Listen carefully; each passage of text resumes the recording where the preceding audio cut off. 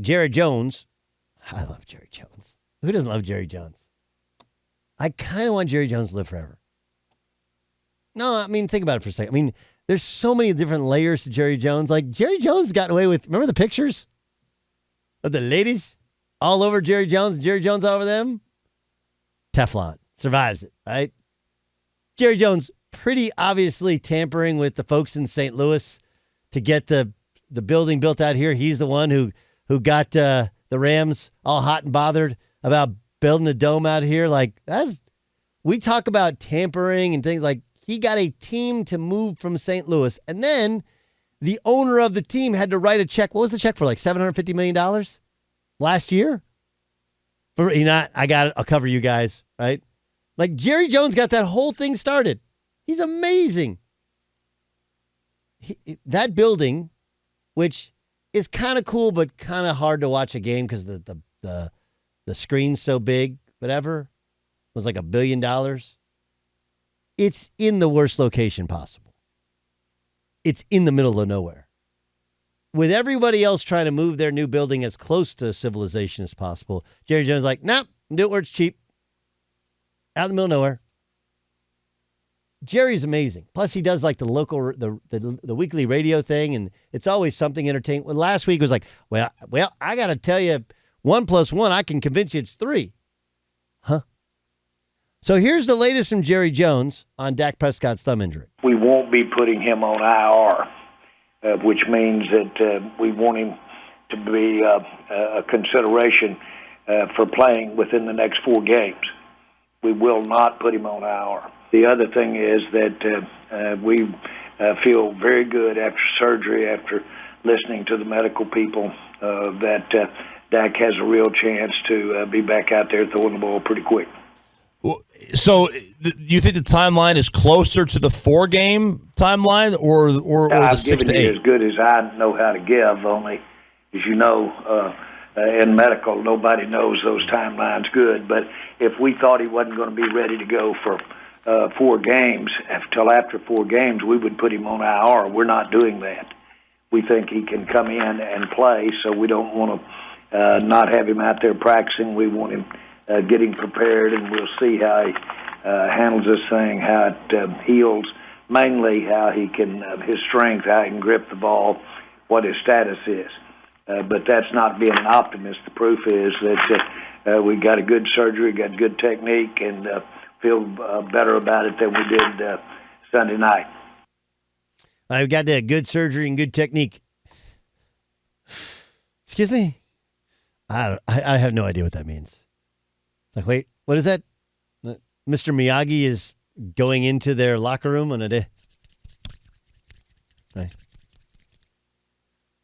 You see, Dak Prescott's day. Now, look, there is some logic to this. If throwing a football makes you inaccurate when you have a surgically repaired thumb, and when his thumb was fine, he was throwing the ball to the wrong team, the wrong place, maybe it'll make him throw the ball to the right place. I'm not really. But if we've learned nothing from Russell Wilson last year, rushing back on a hand injury might not be the best idea. Might not be the best idea. And it also doesn't exactly reaffirm your faith in Cooper Rush when you're like, well, we might throw Dak back and he might throw left-handed because that's better than Cooper Rush. You know? Maybe he's hopeful. Maybe it's a possible. I do think that, medical science, these things heal up. Guys do heal up super, super fast. But it's on his throwing thumb, right? So it's not necessarily as debilitating as playing on a bad knee or, God forbid, with a bad head or a bad elbow. But I would think that there is something Dak Prescott has to be thinking, like, did I really go out and just wreck my thumb on my throwing hand? That seems suboptimal. The desperation of the Cowboys is real. And as I mentioned yesterday, and I do think that Dak will play better. He did not play well. And so while they try and figure out their offensive line and all their other litany of offensive problems, then you got to worry about, are we rushing Dak back? Do you have the possibility of re-injuring it if you play him too quickly? Is he Is he going to have some of the issues that Russell Wilson had last year where you have spots of inaccuracy because of the surgically repaired thumb? There's a lot there. But I love what has got good procedure and technique.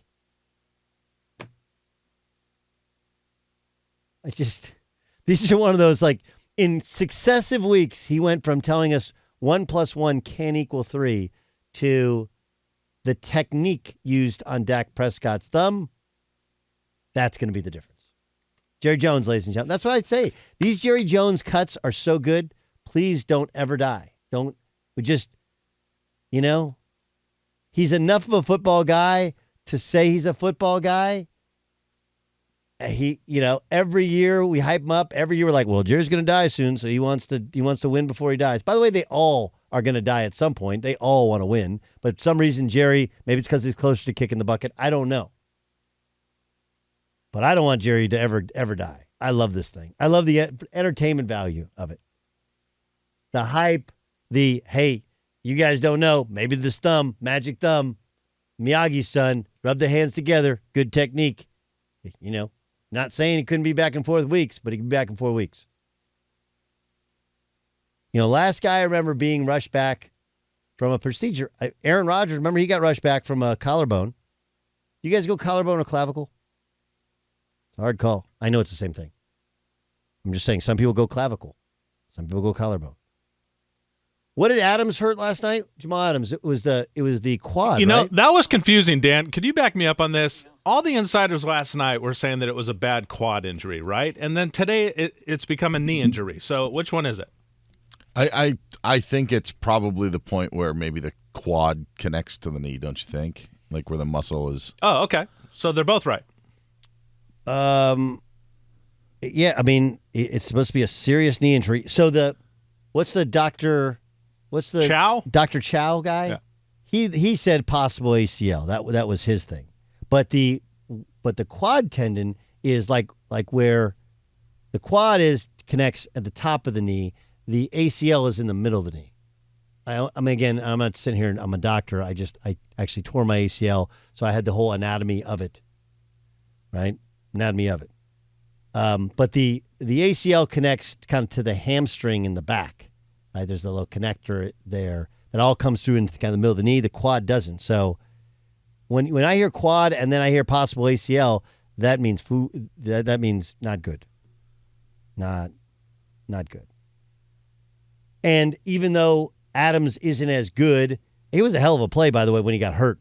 Right? That was a tremendous play that he made.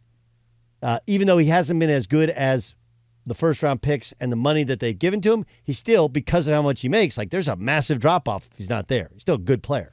Yeah. You don't want to rain on a parade when the guy's injured, but this is a guy that also throws his body around everywhere. Yeah.